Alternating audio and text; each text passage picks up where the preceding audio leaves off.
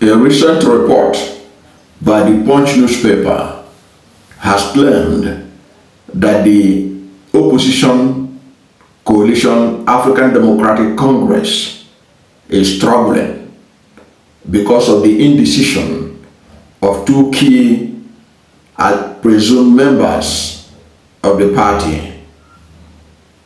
Peter Obi, the former presidential candidate of the Labour Party in the 2023 presidential election, and Atiku Abubakar, the former presidential candidate of the People's Democratic Party in the same 2023 presidential election. Is there any substance to the paper's report that this party that is being touted as the face of the coming opposition against President Bola Ahmed Tinubu in 2027 is struggling because of the indecision of Peter Obi and Atiku Abubakar?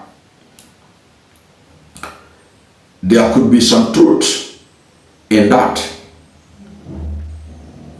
This is because these two men are yet to be very decisive about their membership of ADC.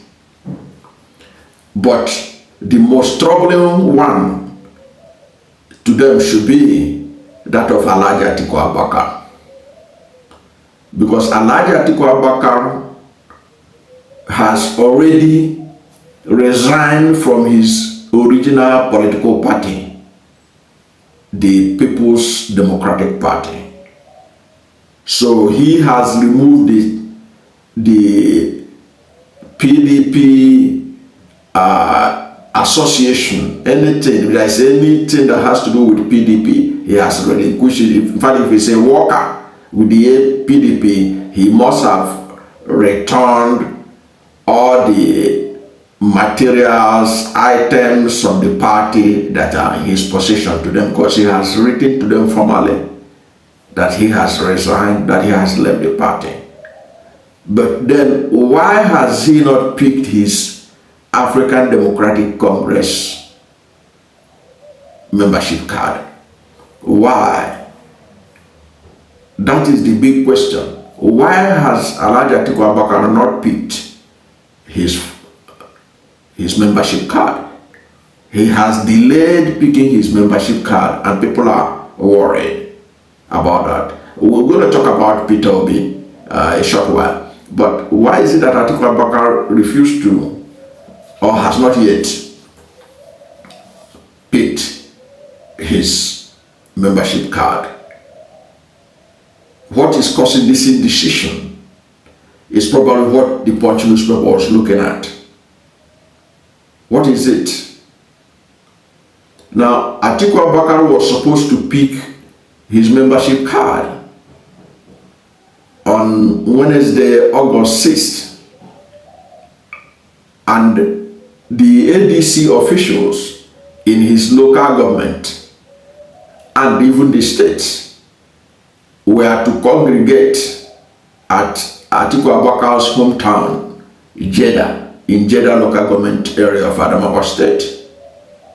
But that official membership registration and picking his membership card was stalled because Atiku Abubakar changed his mind, and the date for him to collect the form or to register and collect his membership card has now been postponed indefinitely. I learned that tentatively he put it by September. But even the state chairman of ADC say he's not convinced that it's possible that it could take place in September, that he is going to pick the form by or get the membership card by September. This is because Atiku has set a goal for himself before picking the form, before picking his membership card. Okay, he has set a goal for himself. According to the state chairman of ADC in Adamawa, Atiku was waiting for 4 APC governors to defect to ADC.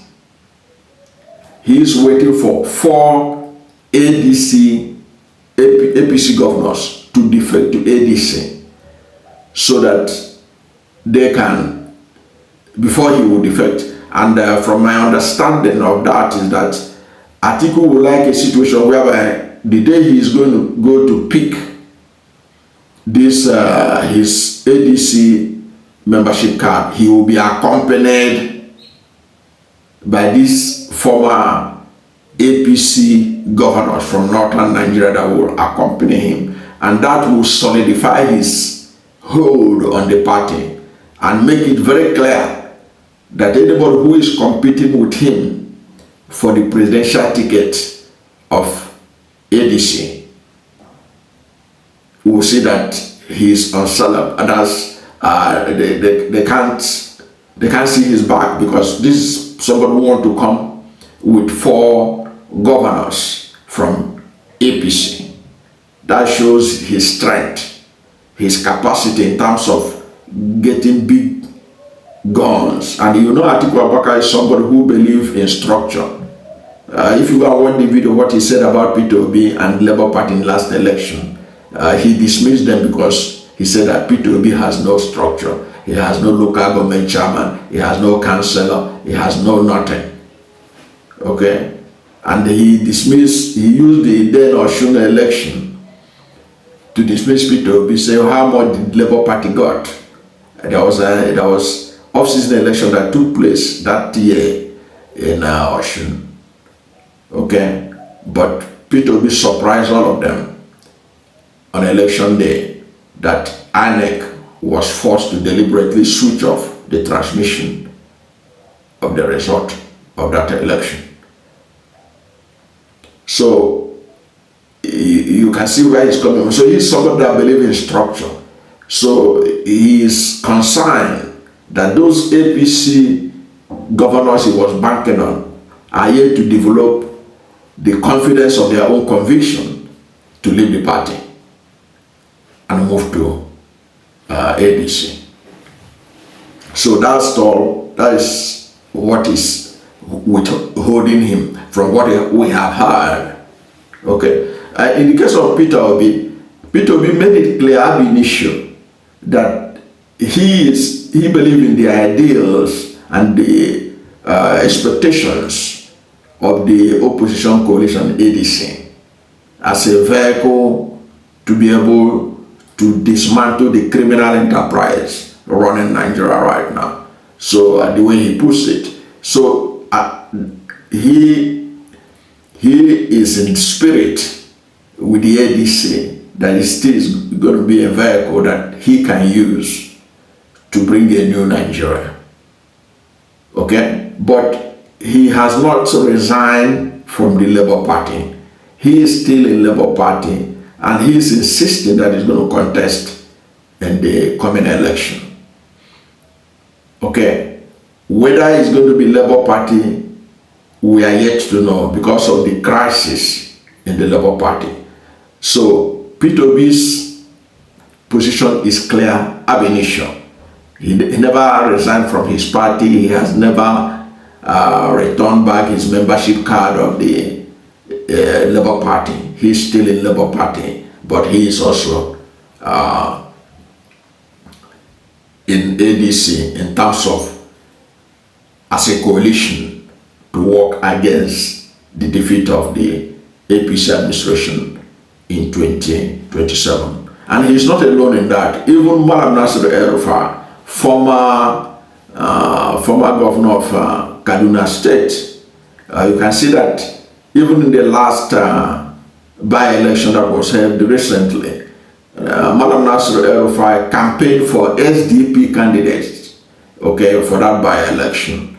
He's still remaining in the SDP, and he's also has interest in joining the ADC. So all this is what the Punch newspaper looked at, and they came to the conclusion that because of this indecision, that many people that would have joined ADC are still watching their leaders to make the final move. And this delay according to what the Punch was saying, has affected even financial status or financial strength of the party to be able to do a whole lot of things, because as more people join in, that's how more resources will come into the party for them to do a lot of work that they need to do. But Punch is reporting that the indecision by Peter Obi and Atiku Abubakar has affected the inflow of membership into the ADC, and that it has also affected their financial standard. But Malam Abdullahi, who is the spokesperson of the coalition ADC, has dismissed that, saying that the party is doing well, many people are joining, and that there is no financial stress. They are not facing any financial challenges at all, that they are going ahead, they are doing their thing. Whether that is true or not, the fact remains that the ADC has a challenge. But the challenge that the ADC has is even bigger than that of the indecision of Peter Obi and Atiku Abubakar. It is what happens when these two men decide to join ADC. Because when they decide to join ADC, already Atiku has made, you can say, 90% commitment by totally resigning from a PDP, remaining the 10% step to move on. Peter Obi's own is a different thing. Now let us assume that all of them now move to ADC. What happens to the presidential ticket of the party? That is where the dilemma lies. And the ADC, they are not helping their matters by not coming out publicly to say that they are going to zone their presidency to southern Nigeria, where it's supposed to be. And then, of course, aside that, another number two problem facing them now, because the key problem that is stopping ADC now in moving forward is the indecision about where each presidential candidate will come from, whether it's from southern Nigeria or northern Nigeria. But the other one is the interference by the Tinubu government. That's the second most challenging problem they are facing, the interference by the Tinubu administration. How is that happening? It is happening through the Independent National Electoral Commission that appears to be working for the APC government. Why did we say so? A lot of people have raised questions about why is INEC foot dragging in recognizing Senator David Mark as the interim national chairman of ADC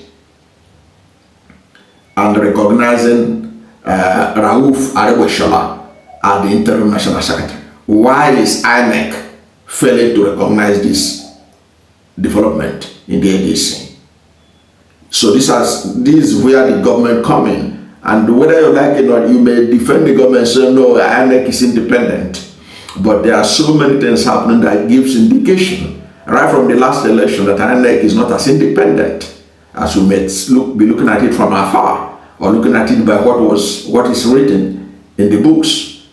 It's not as independent as we think. Okay? So just imagine what is happening in ADC, in Labour Party and all that. And yet you have hundreds of people who have been begging INEC to register new political parties. INEC has refused to register them. Why is ADC having problem today? Because it has been an old party that there are several disgruntled elements within it, who the government are now using to thwart the coalition, to destroy the coalition. But if you register fresh new party, had it been that INEC was not working with APC and INEC has registered the parties, new parties that these leaders could call their own, where there was no more issue of I was the chairman before, I was not treated well, now I'm going to court to challenge why they handed the party to David Mark and Arabeshola. Okay, there wouldn't be any need for that. There will be a fresh party that all these opposition leaders can congregate and make their own. But what are we witnessing?